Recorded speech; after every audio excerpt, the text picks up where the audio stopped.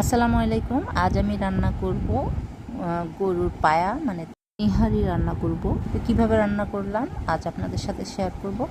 প্রথমে আমি ভালো করে গরুর পায়াগুলোকে ধুয়ে নিলাম। তারপরে এক সাইডে গরম পানি বসালাম। গরম পানি দিয়ে পায়াগুলোকে আবার ভালো করে ধুয়ে নিলাম। এখানে ধোয়ার কারণ হচ্ছে যতটুকু রক্ত বা ময়লা থাকে বা ধুলোবালি থাকে তাহলে ওগুলো এই গরম পানিতে ধুয়ে যায়। আমি ছেঁকে নিলাম পায়াগুলো।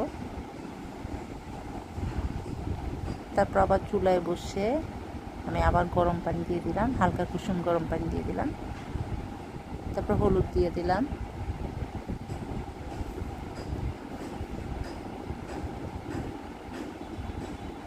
তারপরে লবণ দিয়ে দিলাম। লবণ আপনারা পরিমাণ মতোই দিবেন, যতটুকু লাগে। আসলে কম বেশি হলে কিন্তু স্বাদটা থাকে না, লবণেই কিন্তু স্বাদ। তারপরে দিয়ে দিলাম মরিচ গুঁড়ো, তারপরে জিরা গুঁড়ো, ধনিয়া গুঁড়ো, তারপর তেজপাতা, দারচিনি, এলাচি, লং,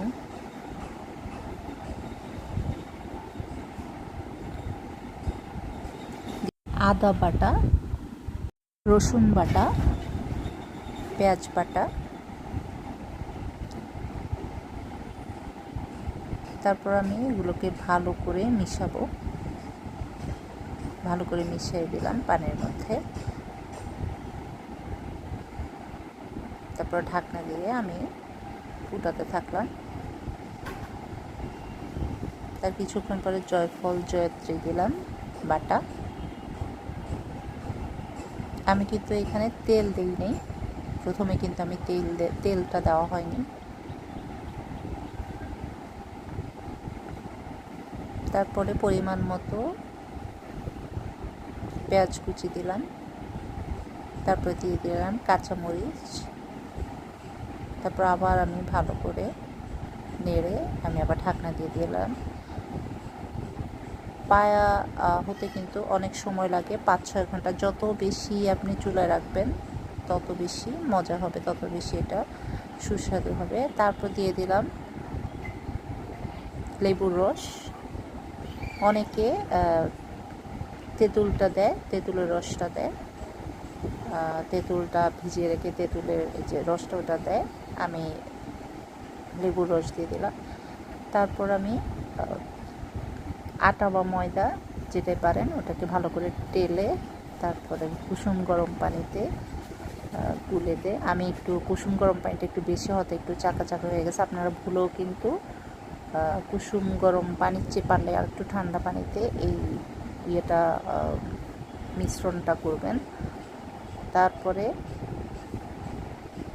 4-5 ঘন্টা হওয়ার পরে বোতলে পেঁয়াজ কুচি ভেজে